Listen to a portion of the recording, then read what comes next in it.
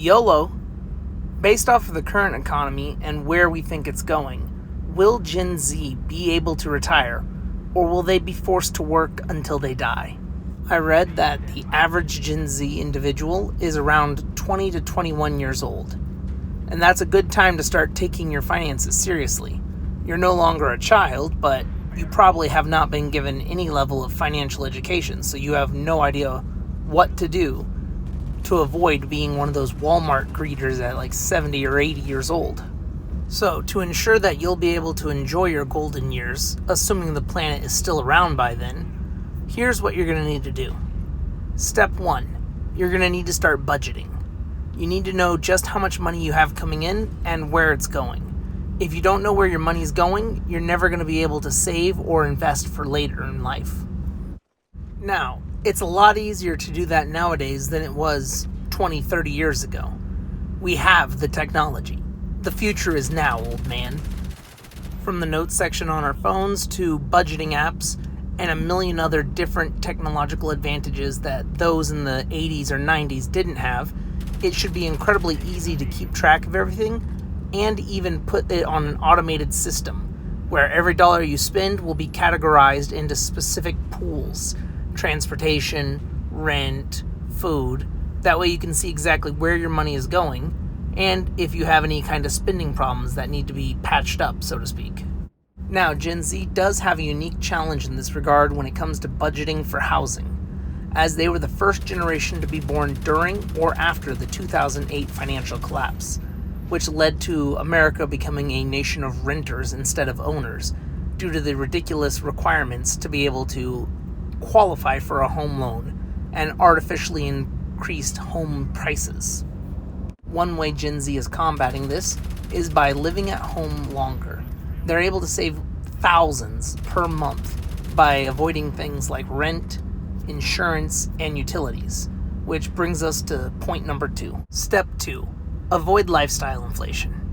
In your early to mid-20s, you're constantly comparing yourself with everybody else you see online. Everyone on Instagram who's living their picture-perfect life, anyone on Twitter who's going out on vacation. You see that, you're in your early to mid-20s, you want to upgrade. You want to get a newer car, new phone, new apartment, but you have to avoid lifestyle inflation. Think long-term plans here. Your goal is to be able to retire one day, that way you don't have to work till you're dead. To be able to take 1 to 2 vacations every year for the rest of your life, instead of a couple of vacations now, maxing out credit cards and then putting yourself into a financial hole later in life. Step 3, financial literacy maxing. At this point, you have a budget, you're keeping it as best you can. You're avoiding lifestyle inflation. You now need to know what to do with your money. Before you start investing, it'd be a good idea to know what you're actually doing. Start reading books, watching podcasts, anything and everything you can to start learning what no one taught you in life, which is financial literacy. How to invest your money, things like the rule of 72, interest rates, returns. Is it a good idea to use debt or leverage? Your own personal risk tolerance. Once you've started learning these things, you can move into step number 4. Being born into the information age, Gen Z has a monstrous advantage when it comes to access of information. I personally was able to read 100 audiobooks on YouTube, completely for free, covering topics mostly of financial literacy, but also psychology and some pleasure reading. The access to information is at an all-time high. The average trader today has more information at their fingertips than the best hedge fund managers 30, 40 years ago ever could have dreamed. Step 4, invest, don't gamble. Investing should be looked at like the story of the tortoise versus the hare. The tortoise ends up winning because he is slow, consistent, and steady, whereas the hare is flighty and ends up taking a rest. You should not be gambling. Don't put all your money on Hawk Tuah coin and let it ride.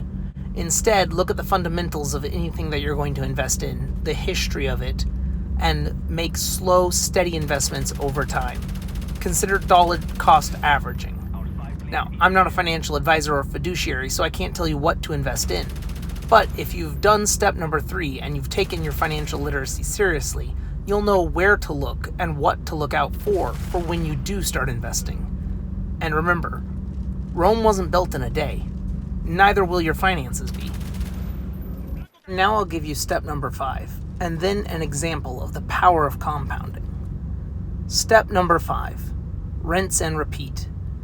Complete steps 1 through 4, and then do them over and over as you continue through your life. Doing this will set you up a rock-solid financial foundation, carrying you into your 30s and 40s, and ensuring that you'll be able to retire and live a much more comfortable life than everyone who's living it up now and going to be stuck working a dead-end job for the rest of their lives.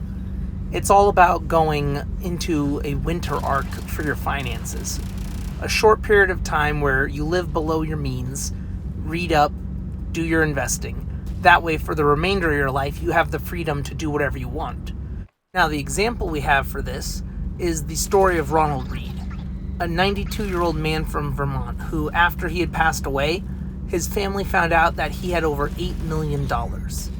He had spent most of his life working as a gas station attendant, but with a gas station attendant's salary, he was able to make millions of dollars by keeping his costs low, reading carefully about which companies he invested in, mostly blue chip stocks, and then slowly, bit by bit, investing and reinvesting the dividends that he would get from his stocks until it grew into a multi-million-dollar portfolio that no one ever knew about.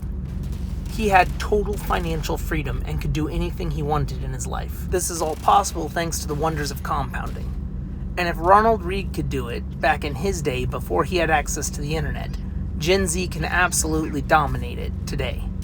So it is very possible for Gen Z to be able to retire. It just requires a little more legwork since no one taught them how. Gone are the old ways of the boomers, which is work for a company for 40 years, get your little pension plan, and then retire when you're too old to do anything. The new system: work hard, work smart, invest wisely, and let compound interest do the heavy lifting. That way, you'll be able to have the financial freedom to do what you want when you want. Retire in your 30s or 40s and be able to travel. As long as you've set yourself up a solid foundation and keep your expenses low, it's totally possible. Thank you for watching. Don't forget to like, comment, and subscribe, and let me know in the comments below what your thoughts are on Gen Z's chances of retiring. As always, I'll catch you on the flip side.